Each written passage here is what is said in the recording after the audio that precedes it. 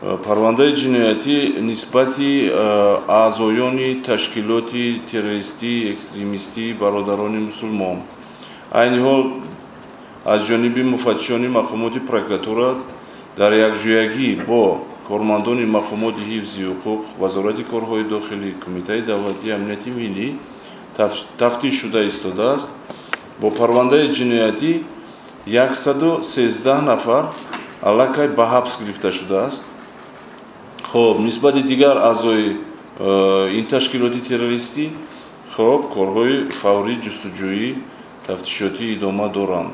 چقدر که به همه شما معلوم است تشکیلات نام برده در اساس حلنامه سودی عالی جمهوری تاجیکستان همچون تشکیلات تروریستی اکستریمیستی اعلان کرده شده است و فعالیت نمودن همچون اعضای این تشکیلات تروریستی طبق قانونگذاری جنایتی ما همچون جنایت اعتراف کرده شده است و کسی که خب در اعضاگی با در تشکیلات نام برده خب دست دارد ما اون رو اشکار میکنیم با جوابگاری جنایتی میکشیم.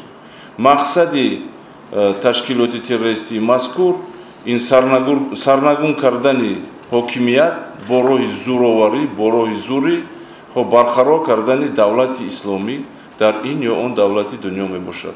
در قریب همه دولت‌هایی که این تشکیلات تروریستی فعالیت می نماید فعالیت این تشکیلات تروریستی همچون تروریستی اکستریمیستی اعتراف کرده شده است و منع کرده شده است. ما هم همچنین خب چقدر که قید کردیم برای اعضاگی فعالیت کردن در این تشکیلات شخصانی گناهکار را به جوابگری میکشیم. خب از جمله شخصان نامبر کرده شده شما خب هستند در مقامات یک نفر از مقامات اجرایی ناحیه شهر اصفهان است و جوابگری جنایتی کشیده شده است. خب زیاده از 20 نفر از مکاتبات عالی هست. خب و از دیگر مقامات هستند از جمله دستگیر شدگان در کجایی که کار نکنن فرق ندارد ما اونها را آشکار کرده دستگیر میکنیم و با جوابگری جنایتی میکشیم نه وابسته از اون که در کدام مقامات کار میکنن.